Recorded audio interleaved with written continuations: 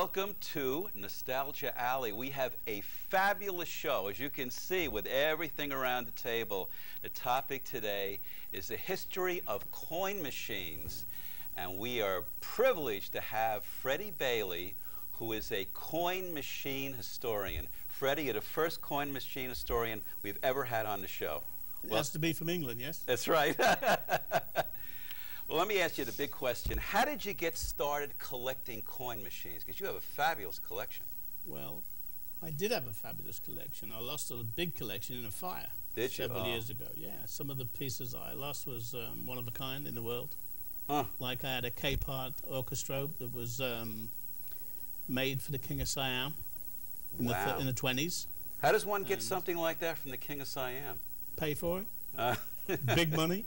I sure it was. You know, I bought it in what they call Casino Antique Auction, which is the biggest auction in the world in Las Vegas in 1979. So I was going to do a museum for a trade show, and the shipping company took all my machines, packed them, and then the factory burnt down where they had them stored. Oh my God. How much worth of stuff did you lose? Well, in those days it was probably in dollars, $400,000 or $500,000, but today it would probably $8 or $9 million. Wow. Boy, you know, some of the machines are $200,000 each. Each machine, Each. Wow. Well, how did you get started? You started as a child, didn't you, collecting? Well, how did that happen? You know, my ancestor was the Bailey of Barnum and Bailey, the circus people. Really? Yes. And they went over to England in the 1800s to tour, and some of the Baileys stayed there, which was eventually my family.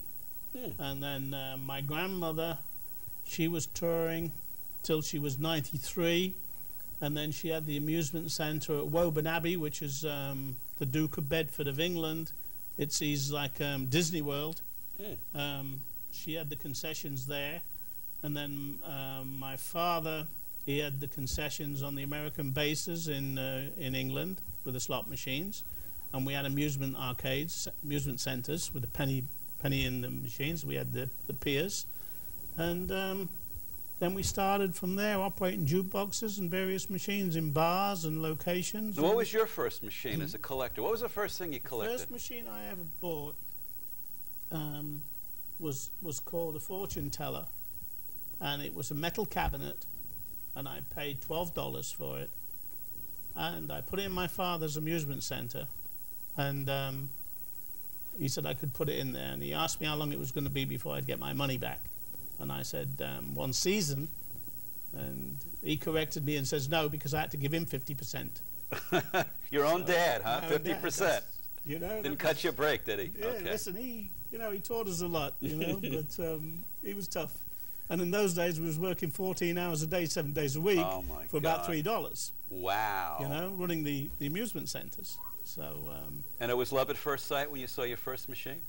I have, unfortunately, been in this business for 55 years. So you're a newcomer, only 55 years. You're just a kid on the block. I've loved every minute of it. And when people go out on Sunday to play golf, I go and enjoy my machines. That's terrific. Let me ask you, what's the history? What was the first coin machine ever? I mean, how does that... Well, you know, I couldn't actually tell you what the first coin machine was. I know it was 2,000 years ago in Egypt. 2,000 years ago. There were various machines, but they were like the honor box today, where you put the money in and it was an honor box. There was no lockup on the cash box and all that. And then the coin machine per se in Europe started with the Industrial Revolution around 1910. 1910. 1910 it started making machines, and Americans were shipping machines over to England, the slot machines, and that was enjoyed. Then we had the old-fashioned piers, where people went strolling on the piers with their kids and played the penny mutoscopes and periscopes and all that kind of stuff. Great stuff. All the cast iron machines. The machines were made of cast iron because they had to be stood outside, and the ocean was coming over the top. You know. What were some of the early pioneers in penny arcade machines? Who were some of the people who started it all? Some of the people that started, well, you had them in Europe. You had the French people, Bouzeau, and then you had Menzel and Schmidt-Mears from Germany. They were the early 1900s. They made a machine called the Clown, How did that work? You put a penny in, and you turned a little knob, and a clown moved across the screen, and you had to. Oh, sorry, of course, I said the screen because I made one in the 80s on a video. But this machine, no, it's mechanical, and you move the knob, and you move this little character across, and you had to catch the ball bearing that came down, and if you caught it, you got your penny back. You know, so that was those machines. They're very sought after now. They're not very collectible in America, but in Europe they're very well collected. And then, like in I think it was 1895, Charles Fay in San Francisco came out with the Liberty Bell, which was a slot machine. A slot machine. Yeah, the three-wheel slot machine as we see today. Of course, people lose a lot of money. Well, you know, you had various paybacks and various ways of cheating them and that kind of stuff. I remember when I was a kid, each reel had 10 symbols. So you had 3 reels, so 10 times 10 times 10 was 300. So the most you could give for jackpot would be 300 coins. 300 coins. Because, you know, and you wouldn't give that, you'd probably give 60% of that. And then we used to put 2 little washers on one wheel, and it would roll over, and it would miss it. Aha! The hammer would come in. Skullduggery going on. You know, they were called slugs. Slugs? Yeah. Yes, I've heard that. They were called slugs. And then after that, they went to the 20 stop, which was 20 times 20 times 10 is 8,000, which gave you could give a bigger jackpot. And then they, in the 60s, Bally came out with a new machine called the Money Honey, and that revolutionized Las Vegas. What was that? Was it an electrical machine? It was an electromechanical machine where you could pay thousands of coins out. Wow. Because all the old machines, you have a little tube with the coins stacked up in them. This was like a bacon slicer, like a hopper, which is still there today, is what they use to pay out the coins. So, you know, whereas if in the old days, if you paid out 100 coins, the machine would be empty. It wouldn't be able to pay out anymore. In this one, you could pay out 3,000 or 4,000 coins. I love the mechanical versus the electronic, because you have that noise with the mechanical. It's just, you get a thrill with it. It's very interesting to see that just recently, the Borghesia in Atlantic City have got a coinless casino. In other words, you put your card in and play from the card, like a debit card. Yeah. But when you win, it doesn't pay out, but it still goes ching, ching, ching, ching, ching, ching, ching, like as if the coins are coming out. I like to see the coins come out. I love to see the coins. That was the secret of Bally. They made this big tray, and they put a piece of stainless steel on the bottom, and all the coins was hitting it and going bang, bang, bang, bang, bang. So it made it very Let me ask you a question. It's about 1900. We got a whole fistful of nickels. And we're going to go to a nickels. Pennies? Or pennies, I should say, right? Fistful of pennies. We're going to a penny arcade, okay? You and I, we got stuff from our parents. What were some of the machines that we would see in the early penny arcades in the 1900s? Okay, you would see kinescopes, which was what the butler saw. Was that like a mutoscope? But yeah, it wasn't a mutoscope, but it was before the mutoscope. Mutoscope is the name of a company. Okay. The Mutoscope Corporation from Long Island, New York. They made the clamshell mutoscopes. Tell them exactly what that is. That was a way of seeing early movies. You put your penny in, and a light lit up in the machine, and then you turned an handle, and it flicked the cards over and made animation. So that was the forerunner to animation. All the cards was just, let's say you had a picture of a ball. If it was there, then it was there, then it was there, then it was there. If you flicked those cards over, it looked like it was going like that. It must have been amazing to people back then. So, well, I'll tell you, in Disney World and in Disneyland, on Main Street, both of those locations have an old penny arcade still, with all those old mutoscopes and all that all those old machines are still there being played. That's terrific. If you went to Broadway in New York, you would see a typical example would be the punch ball machines where you punch the ball and it went up. The kinescope, all different kinds of mutoscope machines. The electric shock tester. I remember that worked on batteries and shocked the heck out of you. You put a coin in and you had to put it in, you was getting shocked as much as you could stand. My pacemaker skipped a couple of beats when I hit that. And that kind of novelty machine, there was like little kicking machines where you kick the ball from one to another. If it's interesting, if you looked at, there was an old guy in New York called Mike Mums, I Mike remember Munz, him. Well, Mike Munz was a distributor of old machines, all that kind of arcade machines, and mainly boardwalk machines. I have all of his catalogues from 1939 to 1963. And if you look at those catalogues, and then you go today to the modern distributor, it's all repetitious. All the same games, the dart machines, the air hockey machines, all that kind of machine, the claw machines, are all back in vogue. Now, you've been collecting how many years now in business? I was collecting all the time, really. I was collecting, although it was interesting that when I was working for my father, there was me and my brother-in-law, we used to creep into the warehouse in the evening and get all the 10, 15 Wurlitzers. Oh, the and bubbler. dump them, get rid of them, because they was taking up space on the floor. Oh, my God. Now they're worth $10,000 each. At least. Those wonderful. Yeah. You see them in all the movies. Happy Days was a series on TV. Well, Happy Days had the Seaberg 100. Ah. Excuse me, I'm sorry to interrupt, but it had the Seaberg. The Happy Days machine was a 45s, and Seaberg was the first person to bring out a 100 selection record, a jukebox, in 1950. So that revolutionized the industry again. Plus, let me try to explain to you, when jukeboxes first started coming Actually, into vogue, we have a lot of jukeboxes here. Let's talk about them. Now, this, I think, is... I'm going to hand this to you. Or actually, we can take a picture of this particular one right up front. Okay, you need to and take there's a picture that goes with it. Yes. Tell the audience about this, because that's a fascinating jukebox. Okay, this machine here is called Melody Lane. And this would be located in a bar or in a restaurant at each table. Like you go into a diner today and you see all these little wall boxes for jukebox. Right. This was the forerunner to that kind of thing. What this was, you've got to remember, when this was made in 1938, by the way, it was made in Newark. Oh, Newark, right here in New Jersey. Yeah, the Solartone Company in Newark made it in 1938. And what happened with that particular machine, because most of the jukeboxes in those days was only 12 records, plus the people that operated them, in other words, like me, the guy that would put it into the location and share the percentage and all that, we had so many breakages with the 78 records, they were so brittle, you just had to look at them and they would fall apart.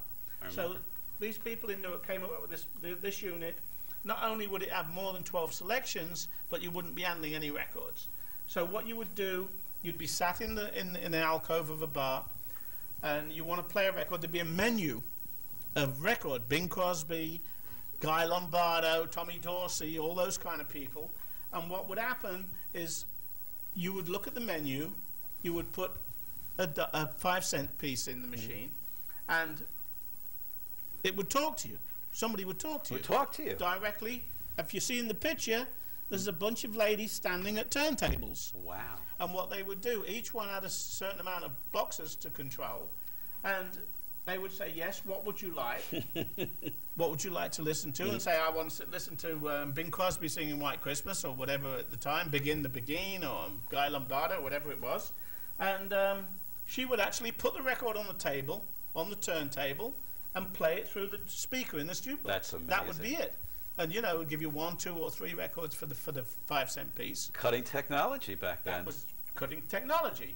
And then after that, most of the people made one like this. Okay, let me clear a space here so we can see that, and we'll hold this up to the camera. This one here is a Seaberg 20 selection. What year is that? This was 1940. Was that the first one that actually had multiple selections? No.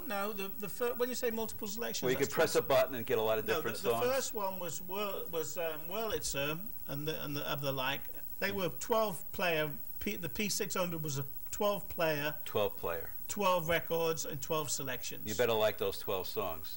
Yeah, well, you know, if it was a good location, you put 2 or 3 records on every week. Change 3 or 4 records a week. You know what? Believe it or not, we have to take a commercial break. Now, what I'm going to say to my audience is one thing. If you want to see the second part of this show, you have to put a nickel on top of your TV set. And then we'll come back. So stay tuned for part 2.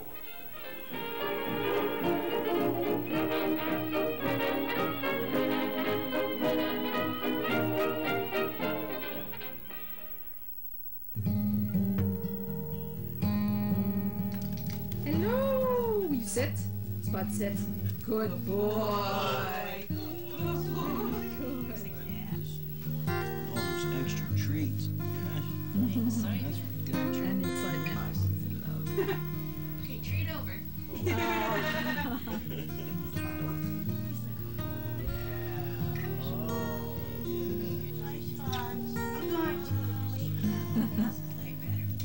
Twice fun. Just gonna sit in the back with them.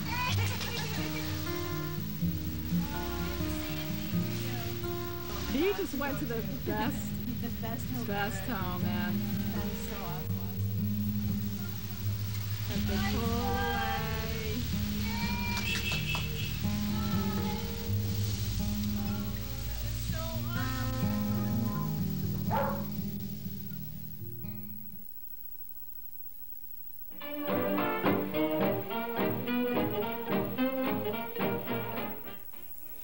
You must have put a nickel in because we're back. And you were saying about machines. We're talking about this beautiful baby here. Okay. In 1940, they came out with a 20 selection machine. There was 4 big manufacturers of jukeboxes. One was Rockola, one was Wurlitzer, AMI, which was Jersey, AMI, and Seeburg. And they all came out. They was all trying to apply for business, obviously. Right. And they came out with a 20 player. Wurlitzer then came out with a 24 player, which was the market leader. Competition there. Oh, yeah. You know, you got like 20% more songs on a jukebox. You know, More revenue, more of everything. cash in a cash box. Of course. And so what happened was everybody was looking to Wurlitzer as the leader. They were the number one. Mhm. Right up until 1950, when all of a sudden Seeburg came out with a new machine, the 100M. 100M. Yeah, M100A actually, the M100A, and that played 50 records, 100 sides. Wow. Okay, but the beauty of it was, they came out with a 45 vinyl record. Oh, the 45. Vinyl record. Yes. Okay, they had it on a 78 player, and then they you could convert the machine to a 45. So everybody started trying to convert their machines. Even the Wurlitzer 1015s has a conversion kit for 45s. You know, you buy a tray that goes in, and then the 45 goes on top of that. So Seeburg became the number one every location. Obviously, if you own a bar and you've got a 24 player jukebox in there, and the guy down the road in another bar gets a 100 player jukebox, you want the same thing. Exactly. So everybody wanted Seeburg. So Seeburg became the market leader. The market leader. Yes, and you know. Now, is this one of the? Now this. What is this here? This is from 1960. This is a Seeburg, which they eventually. We're going to turn this around a little bit. Okay. The camera's trying to follow it. Okay, there we go. Whoa. Okay. Okay, we got a good shot now. I think. This machine was made in 1960, and it had 160 selections. 160 selections. 80 records, 160 selections. Both sides of the record. Which has been the standard right up until today. Now, in 1963, Seeburg came out with another new innovation of little LPs. Okay. What is a little LP? A little LP was the same as if you remember the 12-inch albums that you used to buy to play at home, the big 12-inch with like 6 songs on each side. So that was called a long playing album, long playing LP, long playing. Seeburg were convinced that the 45s, the record industry was going to go away from the 45 revs per minute and go with 33 1/3. So that would standardize the big ones and the small ones. So they invested very, very heavily into. Plus, at the time, they did a survey of the record industry, and 85% of all records sold to the general public was long-playing records on 33 1/3. And the songs on those long-playing records were not available on singles, which was what jukeboxes played with singles. So Seeburg came out with what they call their Artist of the Week, which is... Let me just turn this around here. Can you see this? Actually, hold it up to this camera here. There we go. I got a good shot here. And that's Artist of the Week? That was Artist of the Week. Now, what Artist of the Week would do, in the top of the machine, it would say Seeburg Artist of the Week. and there would be 5 sections for putting a title slip for each record. And then there would be a small picture on the side of an album. But the album, instead of being a 12-inch album, was a 7-inch album, which was the same size as a 45. But it was played at 33 1/3. Interesting. And so what they would do, they would put what they call the Artist of the Week, let's say Ray Charles. They would put the picture of album of Ray Charles up on there, and then they would put 5 records, singles. But each single had 2 sides, so that was 10. So that was 10 from an album. So that was this, you could play the music the same as you would be buying an album in the store. So, you know, then they came out in 1965 with their LPC, which was long playing record console model, which was a 480. Now the 480, although it played 160 songs, by putting albums on it, it played 480 songs. Wow. So that was the forerunner to the internet jukebox. That was that. They were so far ahead of the time. Seeburg with development. I mean, in 1960, Seeburg did $87 million in revenue from jukeboxes. $87 million. Wow. You imagine that in 1960. That's unbelievable. Yes.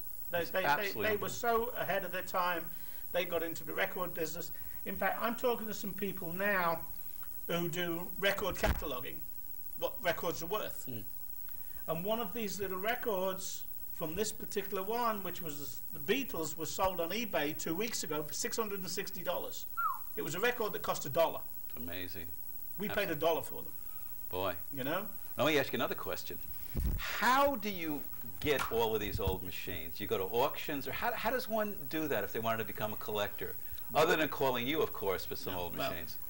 There are several towns where they've got little stores that specialize in selling antique machines. There's one in Brooklyn. There's several in Philadelphia and various places around the country that sell machines. But mainly is auctions. You know, you could go to an auction down the road here tomorrow and see a machine that somebody's pulled out of their garage. But the greatest thing, I mean, I don't collect as much anymore as what I did 20 years ago. Because the prices are pretty high. Not only that, you know, when you lose a collection like I lost, which wasn't insured, by the way, because certain things that happened, but when you lose a collection like that, you get the stuffing knocked out of you. I know. So, you know, it's only when I started to do some research to write my book about my life that actually, let's hold this up. Here is the book that you're writing, All My Life as a Showman. Hold that up to the camera over there. Yeah. And this is in the works, right? Yeah, this is what I'm working on now. So you'll let us know when it's available. Oh yeah, it's going to be about another 12 to 18 months. Terrific. Before it's ready. That's another show we have to do on My Life as a Showman. You know, this is I've met some very incredible, interesting people in this industry around the world. We got to do another show. I mean, I could tell you how Sega started and stuff like that, which is, it's a long, long story and great. You know. Now let me ask you something. People always ask this question. What is the rarest of the rare machines? What would be the Gutenberg Bible of coin machines? People are just going, I got to have this machine. Well, I would say the Peerless Roulette that was made by a company called Cayley. Yes, I've heard of that. In 1895. One just recently came to light in an Elks Lodge in Colorado. An Elks Lodge in Colorado? It had been there since the early 1900s, and the new committee that was there was cleaning out and found this machine. And they put it on eBay. They didn't know what they had. They put it on eBay. It made $130,000. $130,000? Yes. The Elks were very happy. Yes. Prior to that, there was only 3 or 4 known to exist. There are several machines that you can't put a price on because maybe there's only been one found and it's not for sale. I know. So, you know. I have one here. This is from my personal collection. Now, Freddie, tell me this is worth $130,000. This is what they call the trade stimulator. Yeah, this was a gumball machine. That's right. This was a gumball machine. Want to put a penny in. What happened was you went into a candy store, you went into a watch. There we go. Now, how did this work? You went into a store, like a candy store or a cigar store, and while you were waiting to buy something, you could as an incentive, you could put a penny in one of these machines, and if you've got a winning combination, it tells you on the front of the machine what the winning combinations are worth, just like a slot machine. Right, I see it right and there. then the store would do a promotion and give you cigars, candy, or whatever they was trying to push at the time, Right. as an incentive for you to buy other things. So we're talking about 130,000, So no, you're talking $300 or $400. $300 or $400. Yeah, you know, Right. it's a nice, clean little piece. It looks all original. And I guess there are books where you can basically, you know, find out the value. The key's not original, by the way. The lock. But there's books. There was a guy who died a few years ago called Richard Bushell, Right. and he was the guru of this type of machine. And there's a guy now who used to work with Richard Bushell, who contacted me just before Christmas, actually, and his name is Bill Whalen, and he is a specialist at trade simulators. Yeah. There's also another guy that writes books, who's a professor up in Ohio, called Bill Kurtz, who's wrote several books, and I've been talking to him because of my book and various exchanging information. People that I know that, one of the oldest manufacturers in Europe, I just had an email yesterday from the son. He owns a bank. He's the chairman of the bank, and he's going to make available to me all the information of his family. I've been friends with his family for 40 years, socially. So he's on holiday at the moment, but he's going to make available to me all the information that he's got, plus the stuff that I've got. Wow. I've got a lot of stuff that's never been seen in any books. We have to. And there's over 100 books been We have to printed. do some of that. Let me ask you another thing I love, which as a kid was my favorite. I used to go to this old arcade on Broadway in about 52nd Street, the fortune-telling machines. That gypsy lady who used to move very mechanically with a wax face. We have to do this in 30 seconds. In 30 seconds? They were great. Yes, that was called Gypsy Lee. Right. And what she did, you put your coin in, and her hand moved. She told your fortune. You could either put your hand down and tell your fortune, or you could just she'd talk to you and drop a card down, and they were pre-printed cards. Love it. Anyway, believe it or not, our time is up. And Freddy Bailey, who we're going to put his address on, if you have any questions about old machines, if somebody wants to know a price of a machine, can they call you? Can they call you when you get a free appraisal? Of course. Free appraisal for my viewers here in Nostalgia Alley. Freddie, it's a pleasure. Look for My Life as a Showman that Freddie is writing. Also, Freddie is writing Coin-Operated Treasures, another thing in the works. on eBay. And it will be available on eBay. Thank you so much for coming. Fabulous show. And this is Mike Sobel saying goodbye to you, and especially to you. Right here at Tate, we're up to date. We teach a great new dance. Don't think that I brag. I speak of the drag. Why should a sheik learn how to speak Latin and Greek badly? Give him a neat motto, complete, say it with feet gladly. First lesson right now. You'll love it, and how you'll love it. Here is the drag. See how it goes. Down on the heels, up on the toes. That's a way to do the varsity drag. Do-de-o-do-lo-do, hotter than hot, newer than new, meaner than mean, bluer than blue. Gets as much applause as waving a flag. You can pass many a class, whether you're dumb or wise, if you all answer the call when your professor cries. Everybody down on the heels, up on the toes, stay after school and learn how it goes. Everybody do the varsity drag.